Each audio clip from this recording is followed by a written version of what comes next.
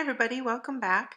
Today I'm going to show you how I made this tumbler, that travel style tumbler with a traveling design on it. I'm starting off here in Cricut Design Space. I'm going to show you how I'm going to find a pattern that I like and size it to my tumbler. I'm just choosing a pattern that has a repeating pattern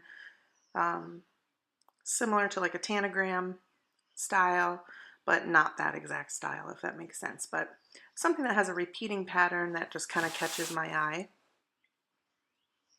similar to the ones that I'm pointing out. But I end up liking that first one that I showed. It has a unique pattern that I haven't seen yet. This is completely an experiment, but I am going to show you how I size my patterns to fit on my tumblers. So I'm using a 25-ounce straight tumbler. It's a duo tumbler from Stainless Steel Depot. I'll leave that in the description box below. And I just measured the height of my tumbler, and then I measured the diameter to see how wide I need my vinyl to be, my vinyl pattern to be. So here I am trying to figure out if this particular pattern would fit that tumbler as is, but it doesn't. It's not wide enough. So I measured the height, and it is the height I want, but I had to go in and duplicate that pattern, so that's what I'm doing here. And I'm just trying to line that up so that it matches as well as I can get it. And I'm okay that there's going to be a seam here. I kind of like the look of it. You can kind of see how that lines up. Just makes a unique pattern. And in the end, it really doesn't matter that there's a seam because of all the designs I put on my cup. So I'm going to select both images and come up here and align them, center them. And then you want to, I need to weld it, so we're going to select both of those also and click weld, and there you have one single image.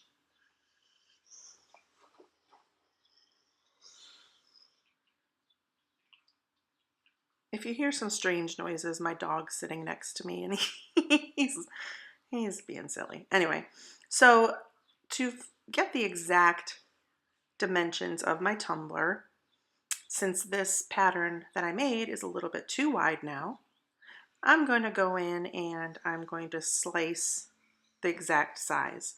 So what you do is you come over here to the, well, I'm sorry, first I'm actually making the height perfect for my tumbler. There we go.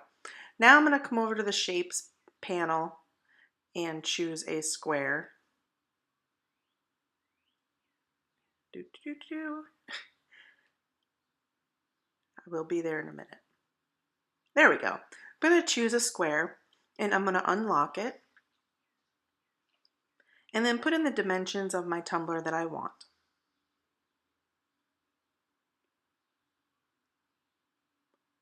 And then I'm going to center it on my design here. Select both layers and click center. So that way it's perfectly in the center of my design. Now you're going to select both layers again, and down here in the right corner, click slice. I really love the slice option. I've been able to really make some neat patterns on my tumblers with that. So you're going to end up with basically 3 different layers of the same pattern, and you're just going to delete the ones you don't need. I end up using the one on the far bottom left, and that's the size exactly for my tumbler. Here is a world map style vinyl that I bought at Hobby Lobby, and I thought it was fitting for my traveling traveler tumbler design. So I'm just cutting out that pattern. I really like the colors on it. This was a complete experiment, and this pattern actually cuts out the pattern, and you really can't tell that it's a world map once it's cut, but that's okay. I just went with it. So I'm going to reverse weed this. I'm going to place it directly on my cup as is, the full vinyl wrap. and then I will go back in and weed the pieces off. That's the easiest way to do it for this. Otherwise, you would go crazy trying to weed this.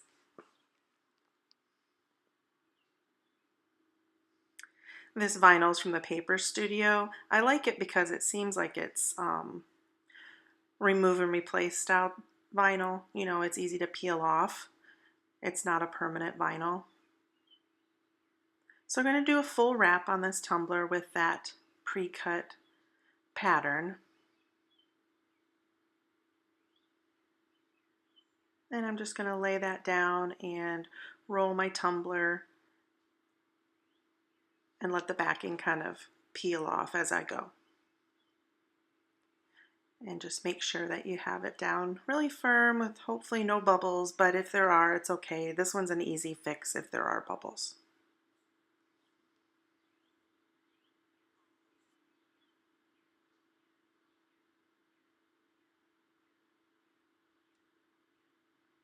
This one did have just a tiny bit of an overlap, which it's fine. I'll show you here in just a minute how I trim that up.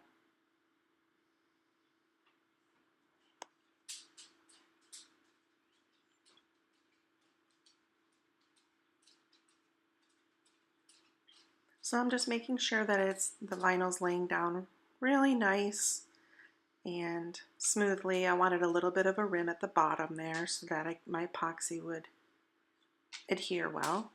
And here I'm just trimming off that little overhang.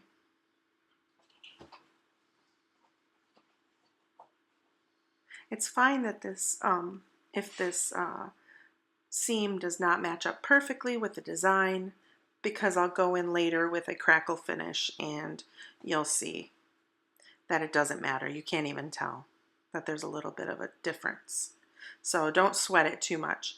I think you can do this with any vinyl you choose. I probably, if I were to do it over again, I probably would have chose maybe a colored vinyl instead of a patterned vinyl, but it ends up giving it a nice visual interest. And, you know, since it is still a map, technically it is a map, even though once I peel off these pieces here, it's hard to tell exactly what type of map it is. But I do like the effect. It's, you know, you got to do trial and error and figure things out.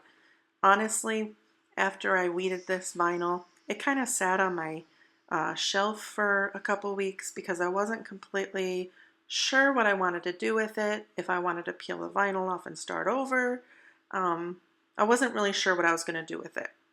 But then I came up with an idea that I end up doing, and you'll see that in this video. It turns out really pretty, and I actually really love this tumbler.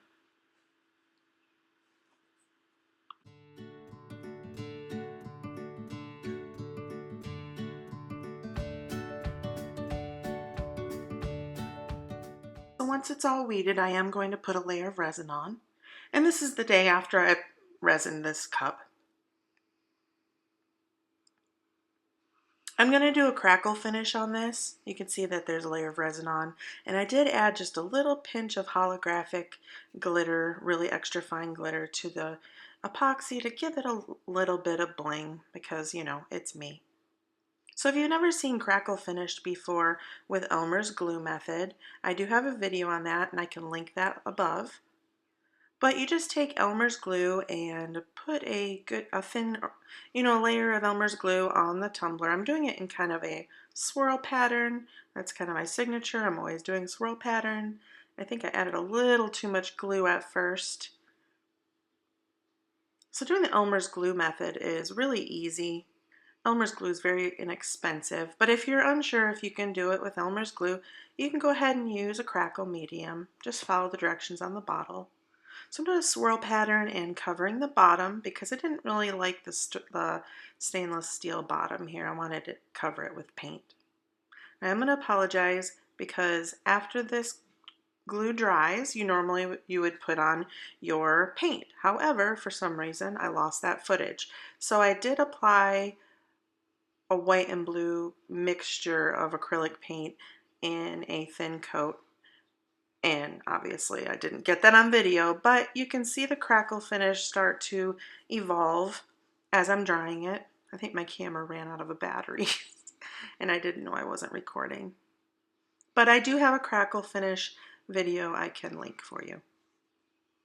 Look at that crackle. There's something about the crackle finish that I really do like. Once this is completely dry, I am going to put another layer of epoxy on this before I move on to the next step. And I will go down and put the paint on the bottom also.